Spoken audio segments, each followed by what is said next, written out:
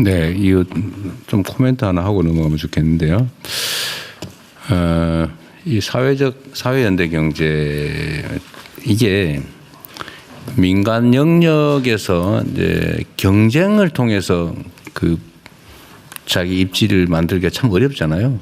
그러니까 돈을 벌기 위해서 막 전력 질주하는 사람들하고 막 세상이 잘 돼야지, 모두가 함께 잘 살아야지 이렇게 하는 사람들의 열정도 크긴 하지만 이 집요함, 절박함 이런 데서 못 미치기 때문에 사실 경쟁을 통해서 그 자리를 마련하기 참 어렵다는 생각이 저는 들었습니다. 물론 이게 협동조합이나 이런 게 이태리에서 꽤 많이 발전했잖아요. 네. 거기는 보면 뭐 글로벌 기업들도 협동조합 형태들이 있더라고요 보니까. 근데 그렇게 이제 일정한 정도 성장을 하면 예를 들면 이제 뭐 그 위기 시에 경제 위기 시에 있던 기금으로 고용을 유지하고 그러니까 임금도 한 10% 높은데 생산성도 더 높고 네. 또 경쟁력 같더라고요. 일정 규모 이상이 되니까. 근데 문제는 거기까지 성장할 때 이 토양이 필요한데 이 토양을 어디서 만들 수 있냐. 결국 저는 이거 공공위탁 영역이라고 보여집니다. 그래서 여기 써져 있기도 한데 예를 들면 제가 찾아냈던 것 중에 하나가 이 청소 대행 같은 건데 이 지금 청소 대행이 이거 부패 구조 아닙니까? 네. 제가 성남시장이 됐을 때 청소 회사가 열 몇 개가 되는데 대행 회사가 이 청소 대행 권리금이 그때 당시 기준으로 20-30억 원씩 한다 그래요. 그래서 제가 계산을 해보니까 거기서 뭐가 그리 나오면서 20-30억 원씩 하지? 그랬더니 그 이유가 있더라고요.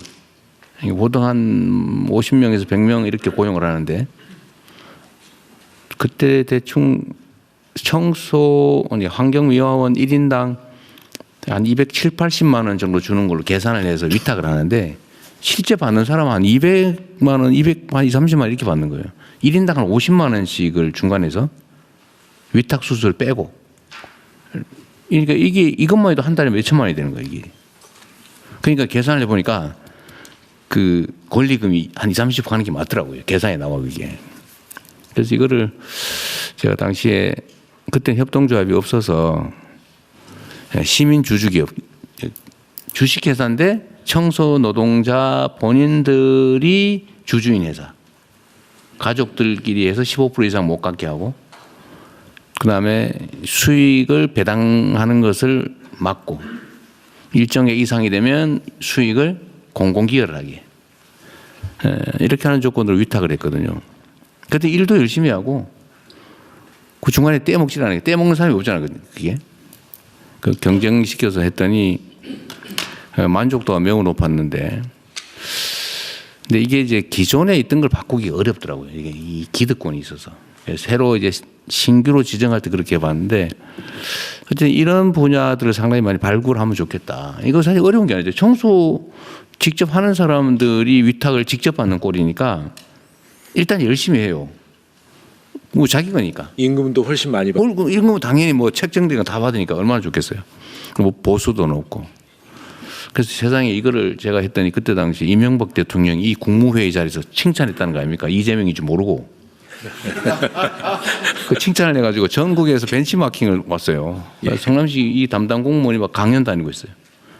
지금 뭐 행정학 교과서에도 안 나오면 혁신적인 사례다 이러더니 그랬더니 다음 해에는 입장을 완전히 바꿔가지고 여기에 저 민주노동당 소속 그 조합원이 있네. 종북의 자금줄 이래가지고 제가 완전히 전국에 종북 빨갱이로 몰려가지고요.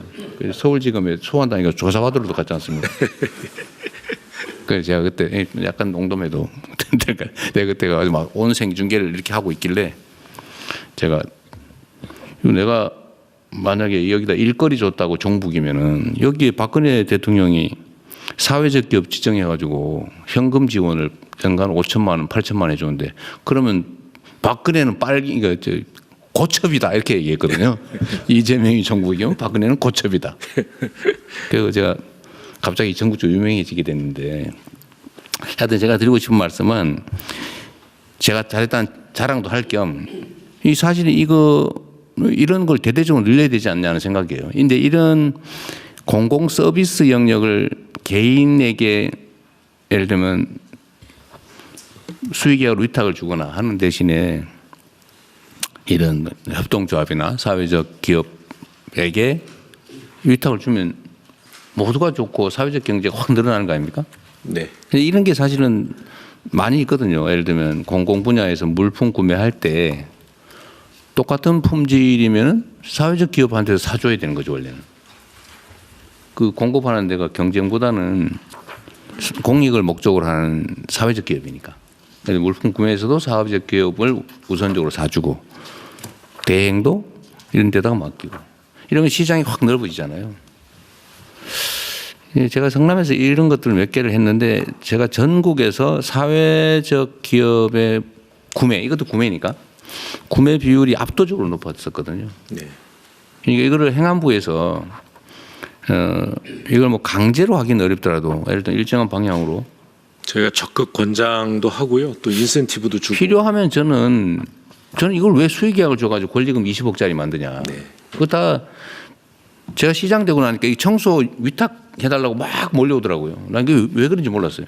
근데 이걸 딱 수의계약해서 맡기는 순간에 20억이 딱 들어오는 내 손에. 이게 말이 안 되잖아요. 그래서 이거를 공공 영역에서 좀 대대적으로 발굴하면 좋겠고 가능하면 수의계약을 못하게 하고 이런 거 사회적 기업에 맡기도록 뭐 권장을 넘어서서 난 규정도 일부 만들 수 있잖아. 일정 비율은 사회적 기업에 맡겨라.